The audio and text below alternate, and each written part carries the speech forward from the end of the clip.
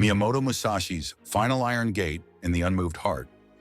During the late Sengoku period in Japan, Miyamoto Musashi, regarded as the saint of the sword, faced off against swordsmen from all over Japan. From the age of 13 to 29, he fought over 60 duels and never lost once. But what was the state of his soul? Musashi's reputation wasn't just built on his skill with the sword.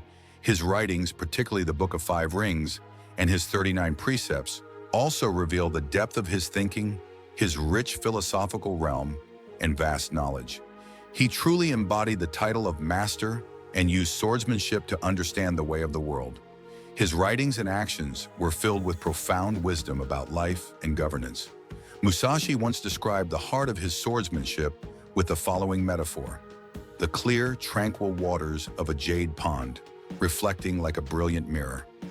The spirit behind this image is one of emptiness, a mental and spiritual state of clarity and stillness. In fact, the final chapter of the Book of Five Rings is titled the Book of Emptiness. Musashi believed that the sword of emptiness was the ultimate sword, representing the core of the martial way. Musashi's concept of the way of emptiness was the way of clarity. This clarity is achieved through deep, continuous practice, training both the heart and the mind, sharpening awareness and perception. When the mind is spotless and the clouds of confusion disperse, you reach true clarity. This aligns with Wang Yangming's idea of a bright and clear heart. In swordsmanship, emptiness is a state of freedom, a clear and transparent mindset. When facing an enemy, it means not being clouded by the environment, not swayed by the opponent's actions, and not affected by personal emotions or thoughts. It is about seeing things in their true form and responding accordingly. This is the meaning of emptiness. Life, like swordsmanship, is full of chaotic, high-stakes moments, and the greatest danger is believing you know what is going to happen next. Musashi's insight into seeing through all things to reach their essence didn't happen overnight. Around the age of 30, after experiencing the realm of Marume Zangetsu and his teachings on the sword of all living beings, Musashi devoted himself relentlessly to exploring the deeper way of life, striving to connect with the source of existence. At the age of 50, Musashi reflected on his journey, saying, "From this point, I set my goal as the state of my swordsmanship, an unyielding pursuit. Eventually, I became renowned for my unparalleled skills and felt confident that I was invincible in battle. But despite this, I couldn't break through the final iron gate. These past few years of struggle were because of this. Late at night, I even considered suicide. My study of painting, my study of Chinese literature and various books, everything was to find the key to opening this iron gate.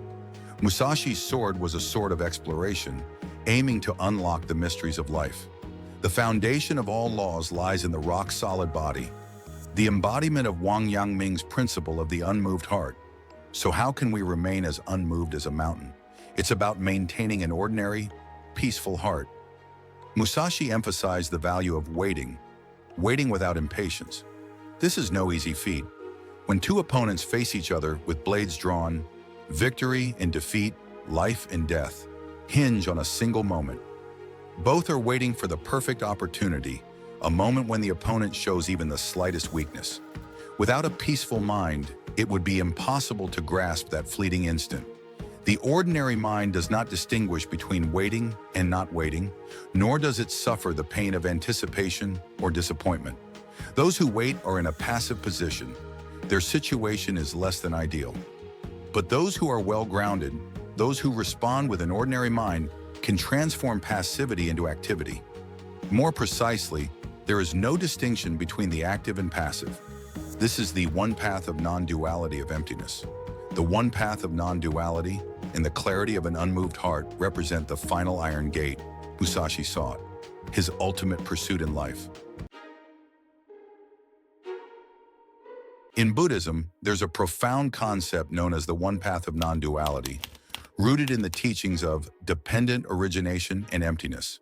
Simply put, non-duality means oneness. This oneness is the emptiness inherent in all things, where everything is interconnected and inseparable. In the Buddhist view, the heart and the Tao are one. This concept of unity also echoes the Taoist saying, "One gives birth to all things."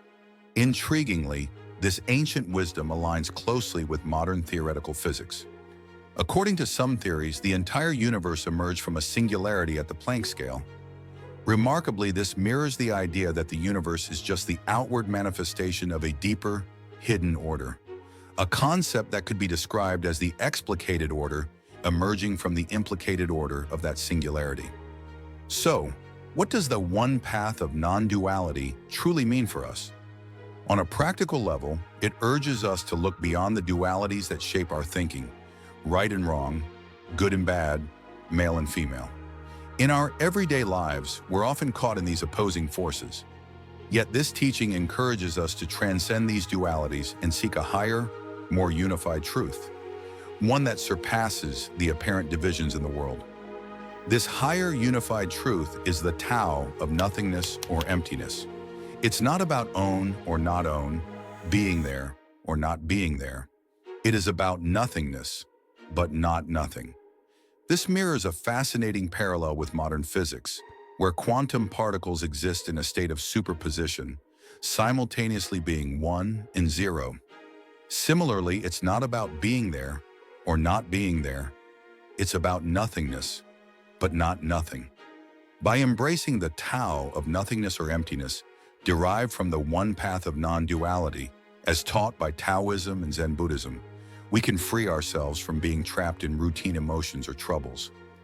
We come to see that everything is but a brief ebb in the vast river of time, a fleeting ripple in the greater flow of life. This principle also reminds us that everything in life is interdependent. There is no absolute birth or death. Instead, life is a constant flow of change, and both birth and death are temporary states, mutable, not fixed. Once again, this parallels modern physics, where quantum particles exist in a state of superposition, simultaneously being one and zero. It suggests that opposites, far from being separate, are actually part of a deeper, more unified reality. At the heart of the one path of non-duality lies a deeper understanding.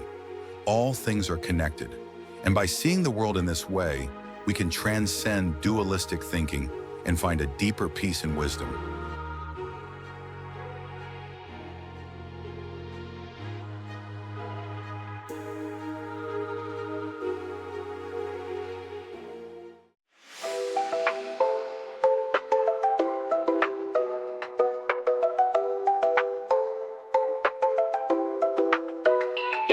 It's all about the mind, the heart, the soul. Wayne Jennings said it best, let me take control. Inner strength like gold shines brighter than the rest. Purity is the key, we pass every test. Gold's not about the weight, it's about the shine.